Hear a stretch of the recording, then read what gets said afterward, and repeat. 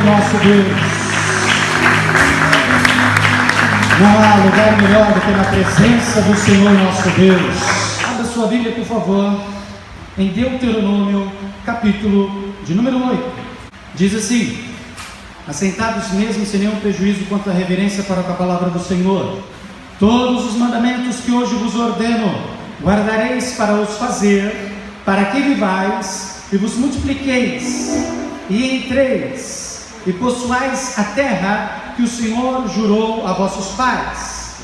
E te lembrarás de todo o caminho pelo qual o Senhor teu Deus te guiou no deserto no deserto estes 40 anos, com um propósito, com um motivo, com uma finalidade. Deuteronômio 8, versículo 2, a segunda parte, apresenta o motivo de Deus ter guiado o povo no deserto por 40 anos.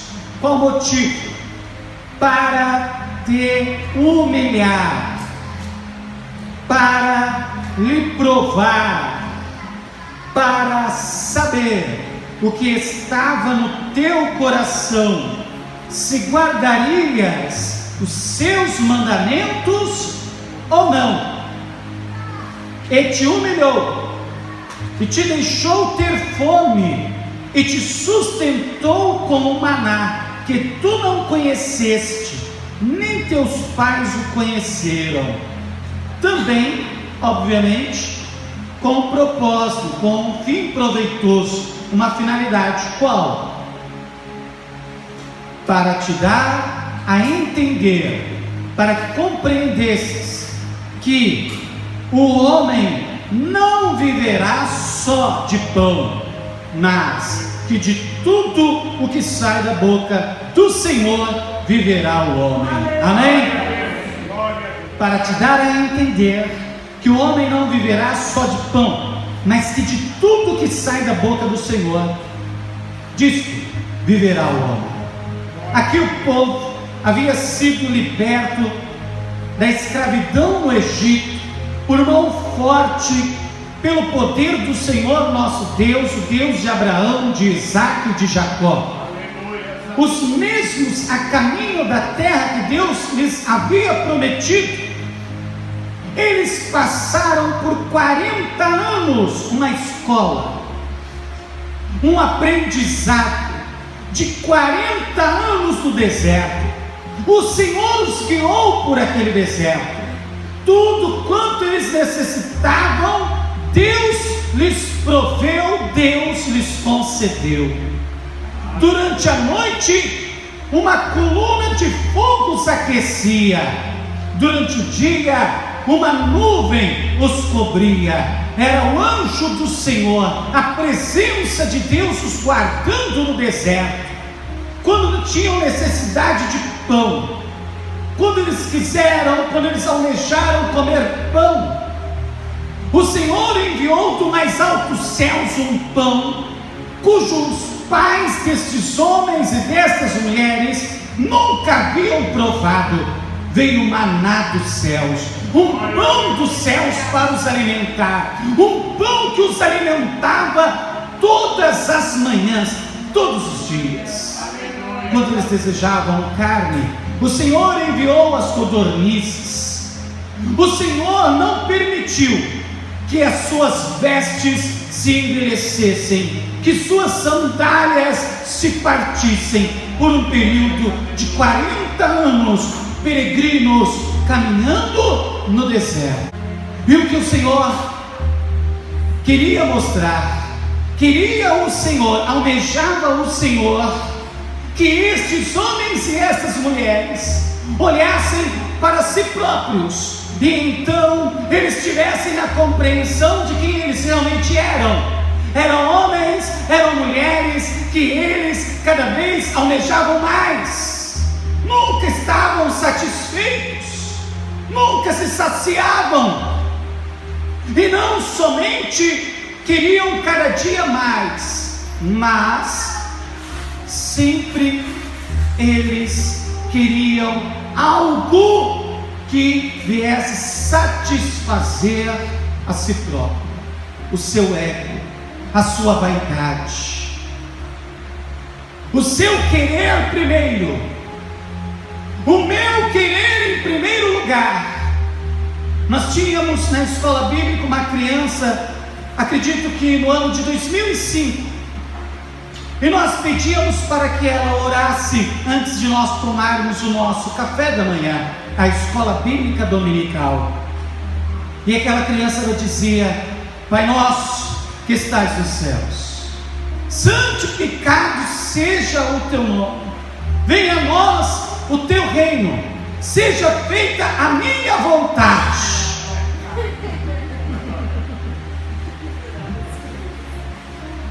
Ele estava indo tão bem, mas todas as vezes, domingo após domingo, ele dizia: seja feita a minha vontade, aqui na terra e também nos céus. Nós falávamos: não, é a tua, é a vontade de Deus. Mas sabe que eu estou dando o exemplo de uma criança? Isso acontecia mesmo, não é historinha, é fato, não é boato. Mas muitos de nós vivemos assim. Eu quero pão, eu quero carne, eu quero água, eu quero roupa, eu quero sandália, eu quero sombra, agora eu quero uma fogueirinha, eu quero casa, eu quero carro, eu quero, Senhor. O tempo se passou, Jesus encarnou, o Verbo se fez carne e habitou entre os homens, e vimos a sua glória, glória como do unigênito do Pai. Amém? Amém. Você pode dar glória a Deus? Glória a Deus. No princípio era o Verbo estava com Deus, e o Verbo era Deus, mas ele se fez carne, e quando ele se faz carne, ele recebe um nome, o anjo anuncia, dizendo: ele se chamará Jesus.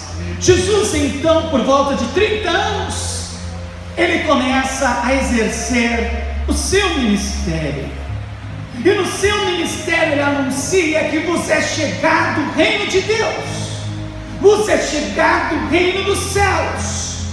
Então o Senhor, ele cura os enfermos, aleluia, ele sara os feridos, ele perdoa os condenados, ele multiplica os pães.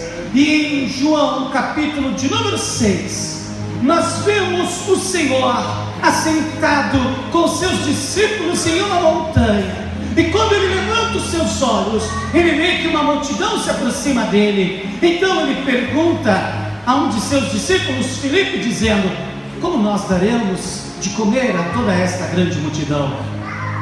E Filipe lhe diz: nem 200 dinheiros serão suficientes para comprar pão para toda esta gente, a fim de que cada um coma o seu pedacinho.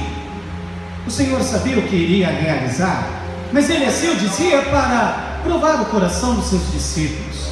Então outro discípulo, André, o irmão de Cefas, Pedro, ele diz: há aqui um moço que tem alguns poucos pães, e este moço, ele tem também aqui alguns poucos peixes, 5 pães de cevada e 2 peixinhos. E ele complementa dizendo: mas que é isso para tantos?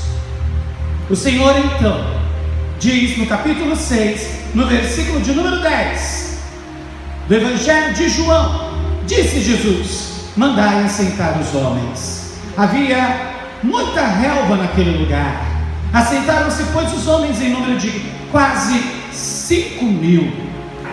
Jesus tomou os pães e, havendo dado graças, repartiu-os pelos discípulos, e os discípulos pelos que estavam assentados, igualmente também os peixes, quanto eles queriam. E quando estavam saciados, disse aos seus discípulos: recolhei os pedaços que sobejaram, para que nada se perca. Recolheram-nos, pois, e encheram 12 cestos de pedaços dos 5 pães de cevada que sobejaram aos que haviam comido. Amém? Amém.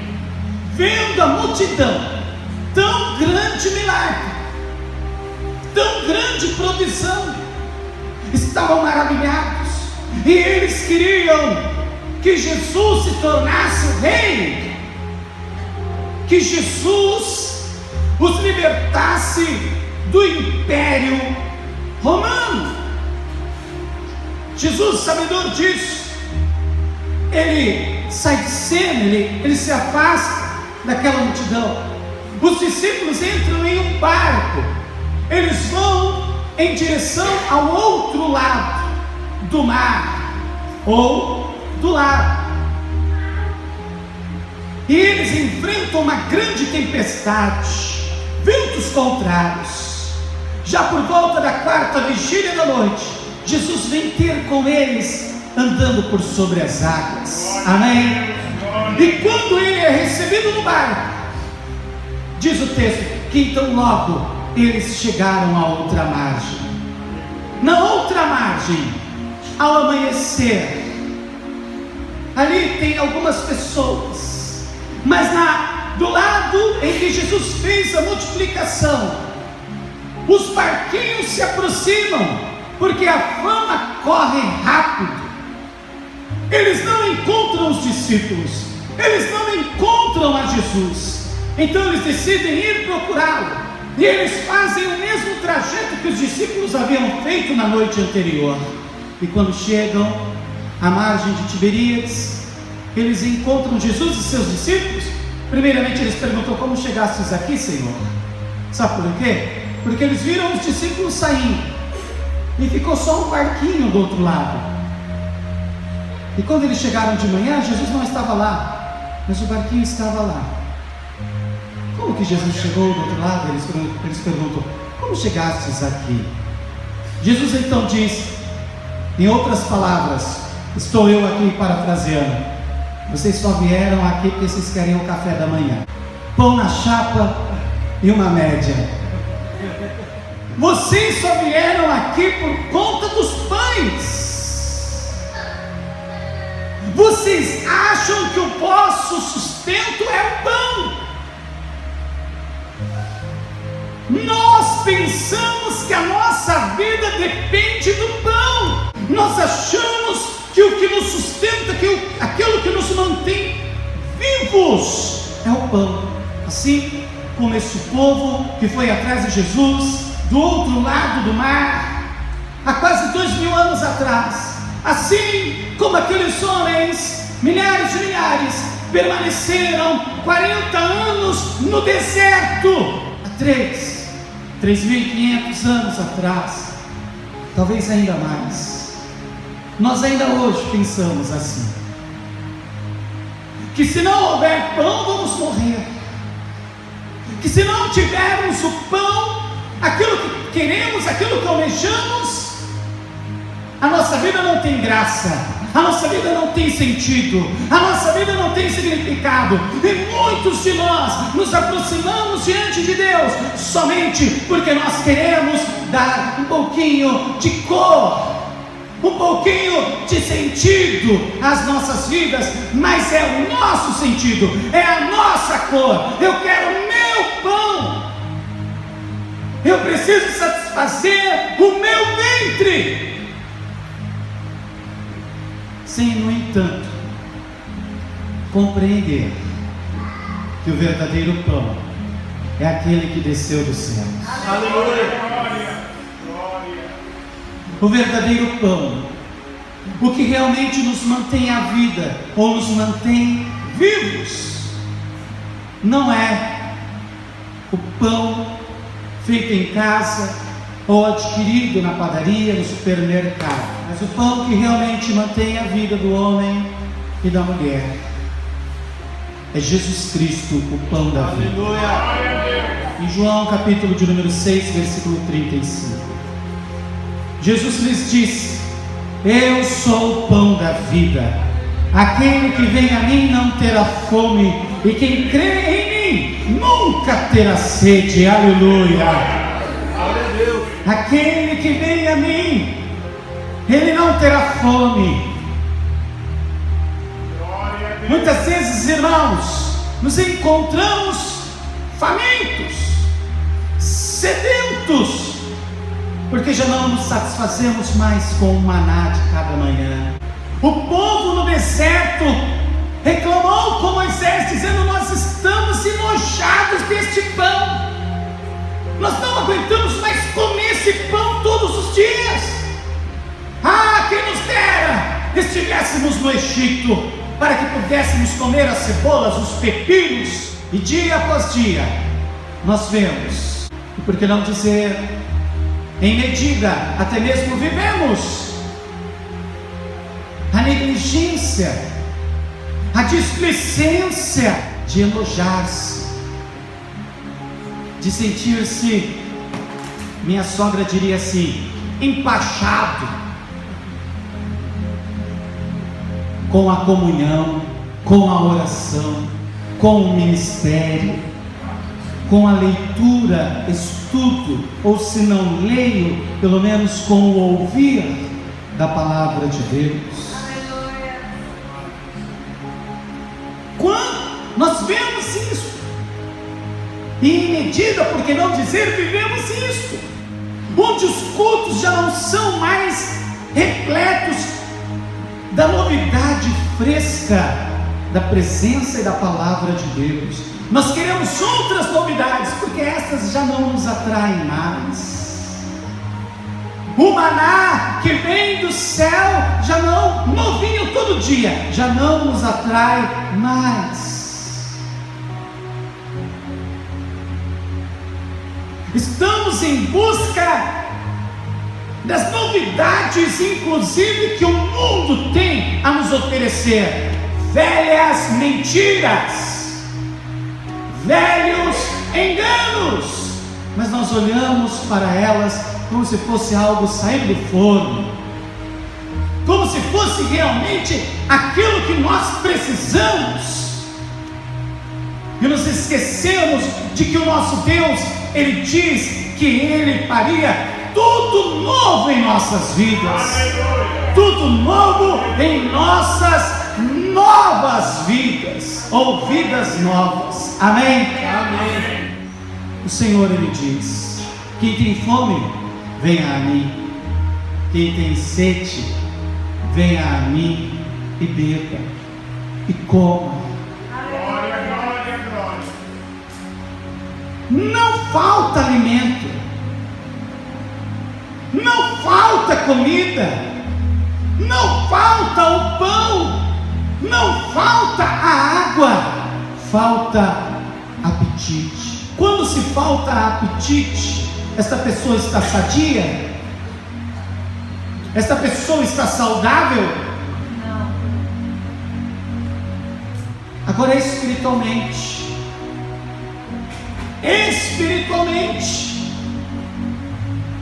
os louvores, a adoração ao Senhor.